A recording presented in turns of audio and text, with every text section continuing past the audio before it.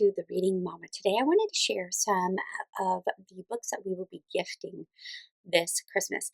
And if you stay tuned to the end, I will share my favorite books to gift for family read alouds middle grade levels. So first up, recap. I have 7 children, soon to be 8, and we buy each child a book every Christmas. And I let them pick it for the most part. But today I wanted to share what I'm getting for my 8 children and their ages. So my current youngest is 2 years old and he is the only boy. And so I got him one, which is When the Elephant Walks, which is a nice little board book because he really loves animals and things like that. And I really like the Keiko Casca letter. So I always try to get a board book for the little ones. Then we also got a little train book. He's obsessive about trains, and you really can't go wrong with Margaret Wise Brown. And so the pictures are fairly simple, but it's a nice little story that he will enjoy. Next up is my 4-year-old, and she requested a Humpty Dumpty book.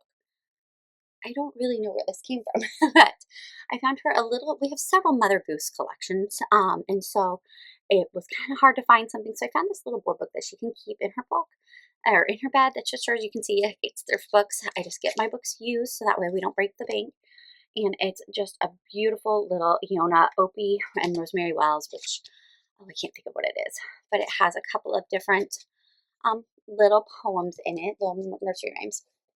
And then because I wasn't sure she'd really like that, I also got After the Fall, or what it, hang on, tell me that what it's called. Yeah, After the Fall, How Humpty Dumpty Got Back Up Again. It's a story by Dan Santant, and it's just a silly story about what happens to Humpty Dumpty afterwards. And so I thought that would be a good compromise, just in case that board book was not exactly what she wanted. My 6-year-old is learning to read, and a couple years ago she got Sydney and Taylor, the very first book, and she really loved it. And now I'm looking at this and I'm thinking it is covered in mold. It's awesome. So we will be replacing this one. Beware when you get used. I will have to talk to thrift books about this. This is Sydney and Taylor Taking a Flying Leap, and she really loves this early chapter book. But like I said, I will have to be returning that. My how old is she? 9-year-old. Is that right? How is she 9? She has been reading through the Ramona series and loves it. She actually has conquered many book series this year, but she specifically asked for Ramona's World, which is kind of, Ramona is now in 4th grade. And so it's just, she's growing up. That's where my daughter is. She's in 4th grade right now. And so it's a perfect fit for her. As you know, Ramona is quirky, troublemaker, and it's not always the best example, but my daughter is very black and white kind of person. And so the fact that she's enjoying these kind of silly, fun books is good for her. Next up is my 10-year-old. She also has been going through a myriad of series, but she really is loving The Girls Survive. And so she is asked for this specific one, Tara and the Towering Wave, which is an Indian Ocean tsunami survival story. And these have fairly simple for an 11-year-old, really, but she enjoys them, and it gives them a little bit of history and current events as well, depending on what it is. And she's read through most of these. I believe she's even read this one. She just really enjoys it. She likes learning about these different things. And I'll just read you here. It says, when her mother announces a holiday vacation to Thailand, Tara isn't thrilled. She'd rather stay home with her friends, but mom is determined. They use the trip to explore their Thai heritage. Tara is reluctant to travel so far from home, especially to a country she doesn't feel connected to. But then disaster strikes the day after Christmas. A massive tsunami slams into the coast of Thailand, and Tara's resort vacation suddenly becomes a fight to survive. And this particular series does a really good job of making some harrowing and hard events something that kids not only are want to learn about, but that they enjoy reading about, and will often get other books, nonfiction books, to learn more about the events. And so she really likes those. There's a few others here on the back. It's a whole series. And then my 12-year-old also loves the Survive series, so she likes the I Survive series.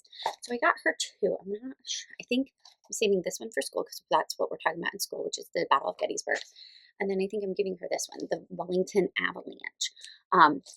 From 1910, and so she's read most of these series, but I just tried to choose a couple of different ones. These are great. So the Girls Survive are from a girl's point of view. These have more boy points of view, and some girls, but mostly boys. They have, I mean, it goes from, they go from history all the way to fairly current. There was a 9/11 one. Let's see here. There's a few. There's one here, California wildfires in 2018. So I mean, they go for fairly current events. It says it's for second to fourth grade readers. Like I said, these are too easy, really, for my 12th grader or 12th grader, 12-year-old, but she enjoys them. She is mildly dyslexic, and so this is a nice light read for her when she's reading a lot of harder books for school and things like that. She can read these quickly. She enjoys them, and like I said, she'll dive into the real events more readily because she's read these. And last is my 14-year-old. And again, this is probably too easy. We're giving them a little bit of easy reading for Christmas. They read a lot of hard books for school. But she asked for book 5 of the Miss Mantle Chronicles, which is following the story of Urchin, a squirrel. And I'm going to talk about his a little bit more because this is actually one of my favorite middle grade series to recommend. I don't know the actual order you should be reading these in, but wait, is this not? No, this isn't actually. Sorry, I don't have all of it. Miss Mantle is a great series for middle grade. And I forget what the first one is called, but it follows a squirrel in kind of a fantasy realm, so to speak. There's all the squirrels and different creatures, badgers and otters and things like that. And they fight to survive in the world. There's good and evil. I will caution, the very first one was a little dark. A little spooky. We did it as an audiobook for a family read aloud, and it was a little heavier than I had expected, but my oldest really loves the series, so she asked for book 5. And this cover is from Purple House Press, and it's a beautiful reprinting, so I highly recommend that. Now, on to my favorite middle grade or family read aloud. So, first up is, I would recommend Miss Mantle if you don't mind heavy. The next would be Redwall, and honestly, I have no clue which one you're supposed to start with. We started with Redwall because it's called the Redwall series. I think there's some prequels. They're by Brian Jacques. They're thicker books, so they're gonna take you a while. If you're doing it as a read aloud. My kids have loved the series to 10 and above. It was a little intense for my younger kids. We had an imaginary friend named after one of the villains in here for a while because he was that spooky and dominating. There's a cartoon as well that goes along with it. Not along with it, but they made from it. And there are several, I think there's like 11, 12, maybe more in the series, quite a bit. So you could really get a person hooked on these for a while. But this follows the story of a kind of a historical fiction setting in a medieval setting, but again with the animals. And so you have, what is his name? Um, you have them, yeah. So they're all in Mossflower Wood. There is an abbey called Redwall, and there are just Matthias is the main character in Redwall here. There's several characters throughout, and he is. Am I saying this correct? Sorry. Yes, he's a mouse, and he goes on an adventure, a quest, so to speak, and they're trying to save Redwall, the abbey, from a villain named Clooney, who is quite a character. He made a big impact on my little ones. And so you're following just the adventure of that. And as with any medieval setting, you've got a lot of fighting and things like that, but it's all clean. There was no swearing. There was nothing spicy or romantic. I mean, there are some romances. There are some people who fall in love, but there's nothing that I would be afraid of my kids reading unless your child is sensitive to things like war, because it does have that kind of medieval taste to it. And like I said, the villains are very villainous, and so be forewarned for that. But this is a great middle grade read all the way up into high school. My teen absolutely loves it. Next, I have another one, which is a little bit, it's pretty dark too. Sorry, some of these have some really dark things. So let me find the first book here. So yes, sorry, I have somebody reading them, so they're all out of order. So we read book 1 as a family, and then I made my kids read the rest on their own. Not because I didn't enjoy the book and not because I wouldn't read it, but because it gets, since I have little kids, it does get a little dark and a little bit heavier as you go on, like most series made for middle grade readers. And so I read the first one, and then if they're old enough, they can continue to read this. Now, my 9-year-old is reading it right now, but she's very good with kind of heavy, dark things. If you have a very sensitive child, I would definitely wait till middle school. And some of the other ones, because you're dealing with a family here who lives I'm trying to make sure I don't give it away. It's following a family. There's 3 children, and they live with their mother. There's no father in the picture, and their grandfather. And they have just a lot of questions. They're kind of in hiding, and not a lot of people know them. They're from a different place than where they're currently living. And there is a villainous group that runs the country they're in, which make life very difficult for everyone. And in the end, there are instances of kidnapping, getting lost. It has a very Narnia-esque. You have a Edmund character who doesn't want to live up to what he should be doing, and things like that. But it was a really good story. It's by Andrew Peterson, who I believe is a Christian musician. I'm not up on contemporary Christian music, so sorry about that. But it does follow the story of these 3 Igabys, and just how their past is going to impact their future, and how they connect with the villains of the story. And it does, like I said, the last one is a hefty one, and it gets a little bit. It does have some Christian overtones to it. Not anything that if you were not Christian, it would keep you away from it. But it does have some of those that you will notice kind of allegorical stories along with it. It's very exciting. The chapters are rather short. I'll show you, it has some, not every page, but it has some really, really great artwork.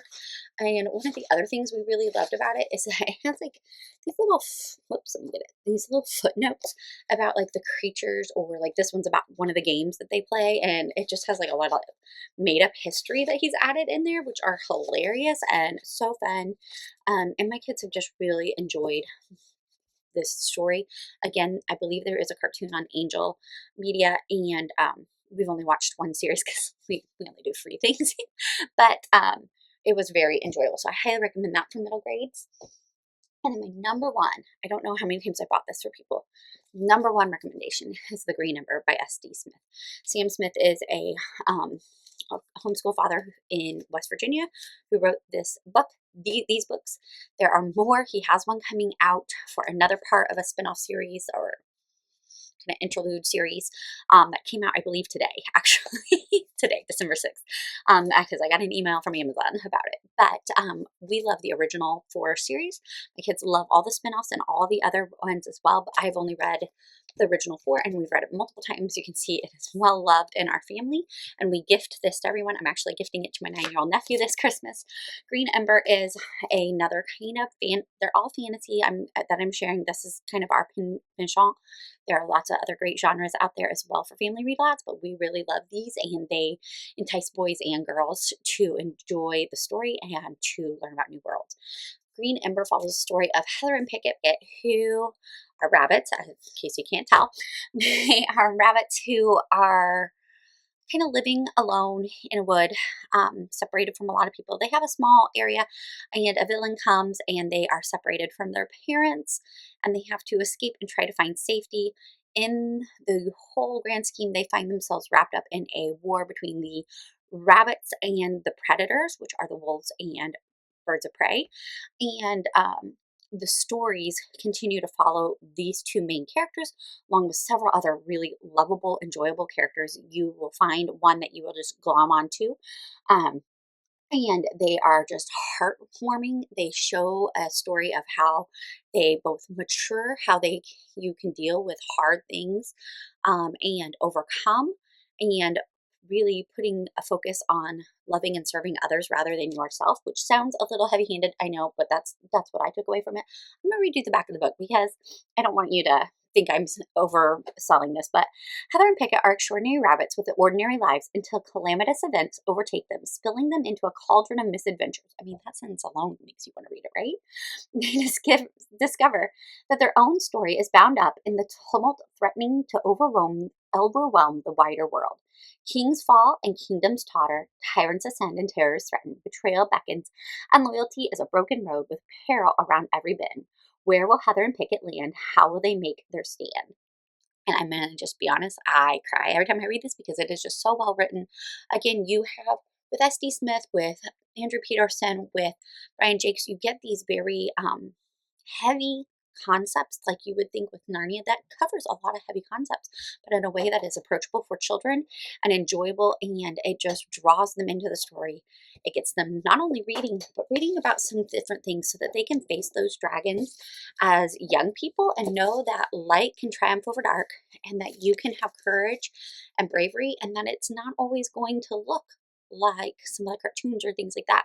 That it's not always lacking fear, but it is doing great things in the face of fear. And I really, really love this series, and I is my hands down number one pick. If you're going to have somebody between the ages of, if you have an advanced reader that's 8, probably 9, all the way up to adult, because I have recommended this to adults as well. That is what grades I would recommend that. If you have any questions about books, or you have maybe some suggestions for my children, who I shared earlier in the video, please let me know. I would love to talk to you about books. That's what this channel is all about. Have a great day and Merry Christmas.